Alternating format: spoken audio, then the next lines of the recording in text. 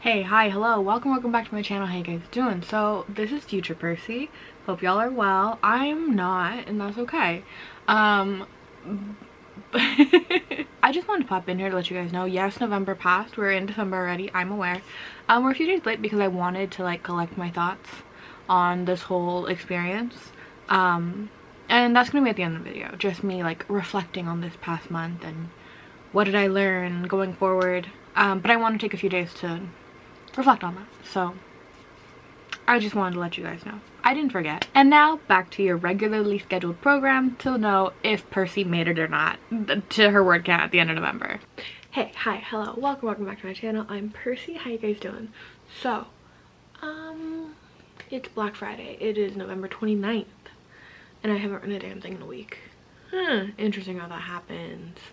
But that's not gonna stop me from finishing out strong. If you're new here, this is my last vlog in a series of vlogs where I document my NanoWriMo, which is the National Writing Month. The original goal is 50,000. I'm now down to 10,000 words. If I can do 10,000 words in a month, I will be splendid.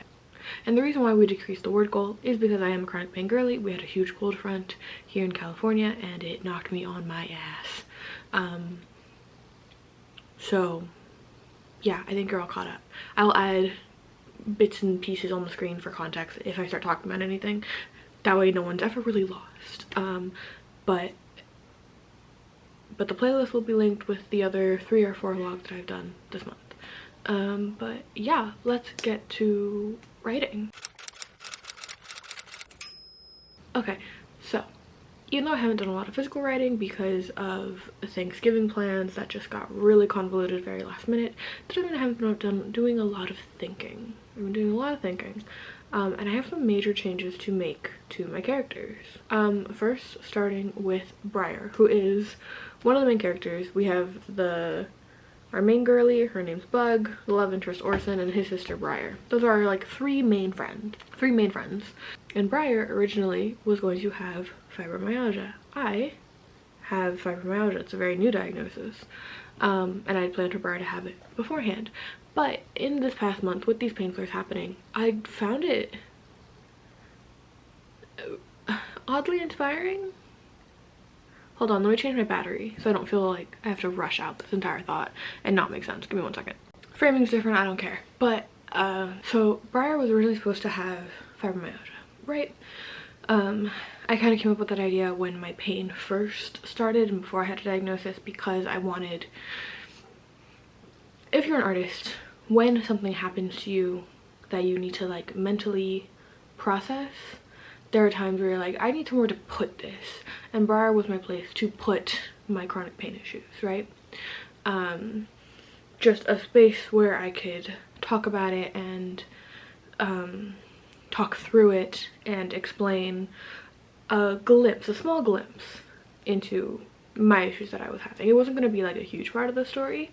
It wasn't like super important. It was just one of the things about her, you know what I mean? In these past few weeks where I've been having these major pain flares, I'm literally in pain right now. Like all this hurts down my back, into my shoulder blade, and into my arm. And anyway, if I'm ever sitting in front of you and you go, oh, I wonder if she's in pain, the answer is yes. Yes, I am. Anyway, if you have a friend who has chronic pain, give them a hug, but gently. Don't hurt them. Anyway, it doesn't matter. Anyway, I just have been thinking about Briar in general, right? And this whole chronic pain thing, and what is it important enough to her story to keep? And I thought back to when I was younger and the books that I would read, and in 2010s, the early like knots and the early 2010s, there was this weird trend that kind of happened that, and even now you can kind of see it if you know to look for it, but like your mental health or your disabilities is like a superpower. Like the first example that comes to mind is from like the Vampire Academy, where one of the characters is like spiritually sensitive and kind of psychic, and if that's not dealt with, it manifests in like self-harm and depression. And I will say the Vampire Academy at least deals with it by like going to therapy and getting her medicated. But that's a very, it's a trend that I saw a lot growing up. This idea that like what makes you different, what makes you broken is what makes you powerful, right? And I don't know why that came up, but it's just been like marinating. And I had this thought that made me laugh, which is like, I love this idea of having a character who has fibromyalgia but who's also, you know, a little bit more magically inclined because of increased sensitivity. Fibromyalgia means that you are not just in a lot of pain, but you are incredibly sensitive. Usually, everyone presents a little bit different, but there are some people who like touching skin, brushing up against someone hurts, and like hand holding hurts. For me, if I like if my partner like squeezes my hands, if on a bad pain day, just doing this can really hurt, especially where I wear all of my rings. It's really painful, right? So heightened sensitivity. And I love this idea of having this person who is magically inclined, who also has fibromyalgia, and the joke is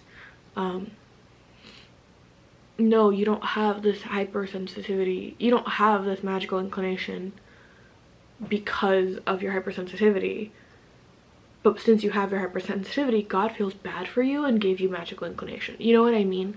And I don't know why I find that funny. I just do. And so I like this idea of having this character who has that. Like, oh no, God felt bad for you and that's why you have this. It's like a consolation prize. It's not a benefit because you're disabled. And I don't think I want that character to be Briar.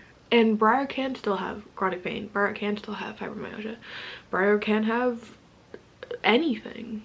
But I don't think that that person is Briar, that like fibro, psychic, hypersensitivity, girly. I don't think that that would be Briar.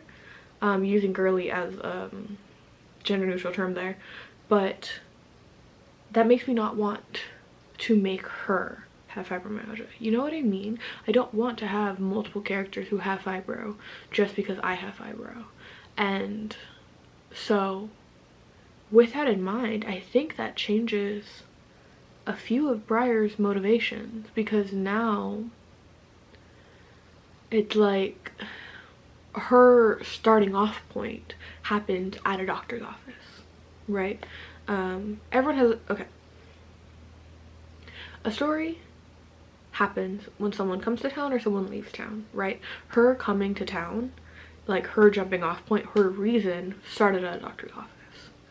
And I think that can still happen and just cut out the chronic pain thing in general, and I think it would still work just fine. And now, since cutting that out, that leaves a little bit more room for a change in her personality. I don't think it's going to change her significantly, but I think it's going to almost open the floodgates for her to be a little more kooky. And I say that meaning that like if I was going to have her have fibro, I would never have a character have something as big as chronic pain or disability and have it only be mentioned like in passing. It would genuinely just affect who they are, and not having to take that into account. It's like, okay, well, what other things define her, you know? And kind of reworking the character a little bit. And I think in my mind, it's letting me play with her personality a little bit more, because in a story you only have so much space, and at the end of the day this is a romance, and she is a part of the story, yes, but she's not one of the romantic pairings, you know what I mean? And so having her story be a little more streamlined makes more sense in my brain. And now, that being said, I do think that she is still one of the main characters, and I really like her. I think she's really cool, and I'm excited to kind of rewrite the opener with her, you know what I mean? But that's just a little of the ramblings of me approaching this character, and I just wanted to be really transparent with you guys. And now when this book does come out, you guys got to see this first are gonna know Briar went through some major changes. Anyway, that's enough of my rambling, but I did just want to put that in here because I don't know, I like hearing other people's process about how they break down stories and characters in their mind, and so I thought I would put this somewhere for someone else to kind of chew on and let inspire them of how they're thinking about their characters. So, but I have anyway, okay, anyway, I have 2,000 words I need to write today. It is currently 3 o'clock, and yeah, we got some work to do. But anyway, circling back to the novel where we are, we have started fleshing out Act 1. So we're establishing some like magic lore, we're establishing relationships, we're establishing meet cute. I've written like up to when the meet cute is supposed to happen, and I haven't written the actual meet cute because I can't decide in which direction I want to take it, because I want it to be enough conflict where they are believable rivals. They're meant to be rivals, they're not meant to be simpatico right away.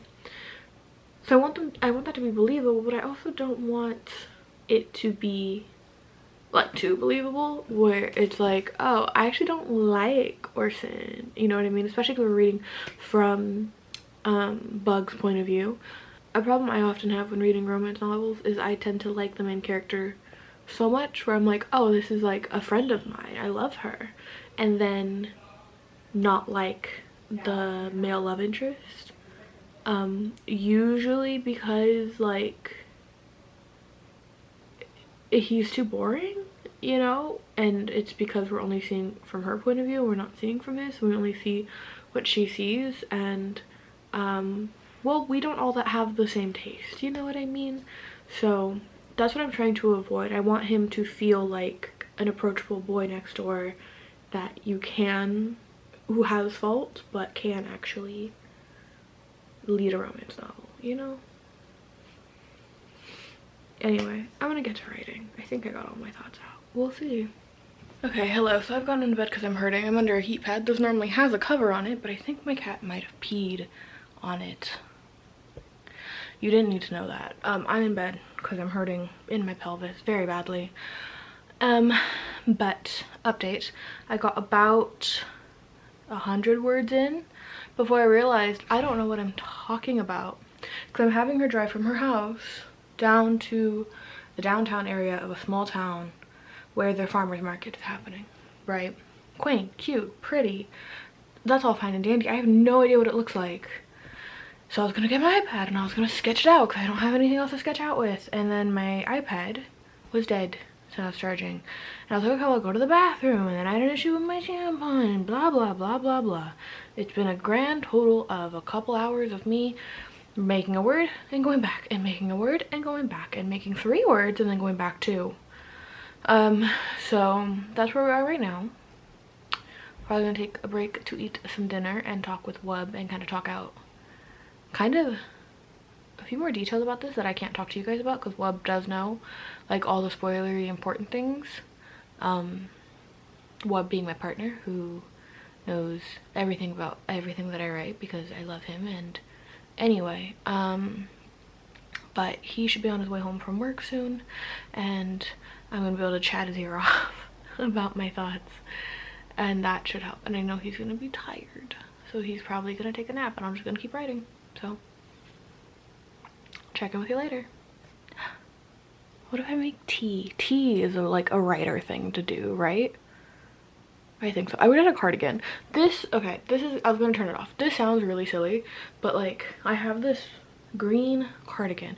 I took off my hoodie because I'm really hot because I'm under a heat pad on high. Anyway, I normally have this green cardigan that is really long. It goes over my hands. It's very cozy. Me and my mom have matching ones. You don't need to know that, but we do. And I often will put it on while I write. It's my writer cardigan, and I don't have that. And I don't know why that makes me feel like a writer, but it does. So I need to find something in here that makes me feel like a writer. It might be tea. I think tea might be the thing to do it. Setting the scene for writing, like making it a ritual, is very important to productivity. And as someone who lives my parents aren't divorced, but I live like a divorced child, in the sense of I spend partial time at my parents' home, partial time at my partner's home with his parents, because I am disabled. But yeah, as someone who lives like a divorced child, having like a dedicated space and time and ritual to write has been very hard to come by. So we shall see how this goes. I'm gonna take something cozy, but not too cozy, because again, heat pad. Okay, bye. I just want to play Dreamlight Valley. Okay, hi, next morning. So, talked with Webb, got some ideas out. Still only wrote a few hundred words yesterday, which makes today a lot worse, but it's fine. We live. I've taken my medication, and I have coffee, and I'll probably make another coffee. I think about making a whipped espresso later. So if I do, I'll take you along for that, but for now we write. So I was gonna make this section like the importance of getting outside and blah blah blah blah, but do you want some hot tea instead? Because literally as I am recording this, I just got a message from someone from 2 years ago who hired me as an illustrator. I was an amateur illustrator at one point, don't worry about it, but they had hired me to illustrate a full children's book, and it was a dirt cheap deal, and they ghosted me, right? Completely ghosted me. I said it's no problem, it's whatever, and tell me why. They just messaged me asking me, hey, like, what's an update on the project? What? Do you think that I've been working on your project for 2 years? What do you think is happening here, lady? Anyway, I made 10,000 words.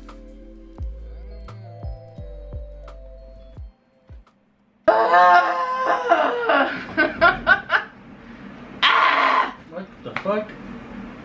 I'm done. Sounds like a dog yelling behind I me. know. I'm done. Yay. Yay. Yay. I'm hungry. Ow. Ow. Fuck. Ow. I'm hungry. I demand food. What? Feed me. Yes, ma'am. Give me 1 second. Yes, sir. I will take that. I will take that. Yay. I got a little bar. Nice. Hell yeah. Project Mushroom. Good for you. Hi, me again. So yeah. That was NanoWriMo. I didn't make it to the 50,000, but I made it to the 10,000 because we are flexible here, and sometimes we have to move the goalpost as chronic pain girlies, and that's totally fine. But we did it. We made it to the 10,000 words. The last day, I literally wrote 5,000 words? Something like that. And it was odd because I was working in between these two scenes that had to connect, but what happens in one influences the other. Obviously, that's how stories work. But it was like direct consequences.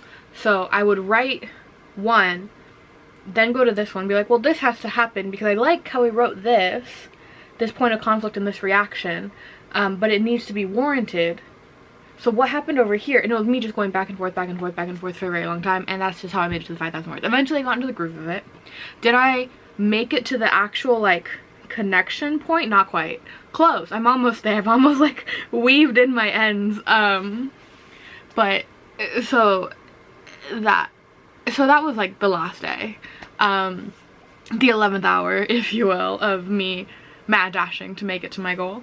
And yeah, and so I wanted to like reflect on how NanoWriMo made me feel, and not just that, but like documenting the process and what that was like. And it was fun. I quite liked it. I liked having the initiative of like, I have to write because I am telling people about it, and trying to be kind to myself because again, I'm a chronic pain girly. I'm filming this at 11:50 at night because I've just been in so much pain all day. So like just having grace with myself, but still having a goal to accomplish, I think was really beneficial for me personally. And I'm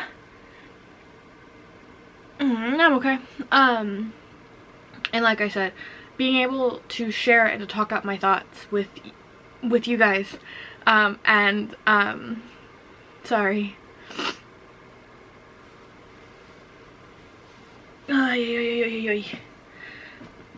I could cut this out, but I can cut this out, but I think it's important to show that chronic pain doesn't stop when the camera turns on. And if your friends say that they have chronic pain, oh, I'm in pain all the time, it doesn't seem like it. They're in pain. Anyway. But yeah, having this like accountability I really liked, and that was like the whole point. That's the whole point of this series. I'm documenting the writing of this novel for a reason. Dude, we're 10,000 words into this. If an average novel is 50,000 words, we're 20% of the way through. Like, that's progress, and it feels like nothing's happened yet. So there's probably gonna be a much longer book, probably closer around 75,000 words, and that's totally fine. But that's progress. That's 10,000 words. That's so much. And so yeah, I really liked it. I don't know if I'm ever gonna do NanoWriMo again, just because having to move the goalpost, I know, logically I know, it's fine. You have to be kind to yourself, you have to listen to your body, you have to meet yourself where you are and what is realistic, right? But that doesn't mean that moving the goalpost is fun in any way, shape, or form. So I think having like that really, really strict short time goal isn't super beneficial for me personally. So I'm probably never gonna do this again, and that's totally fine. Also, whose idea was it to do it in the month of Thanksgiving? And I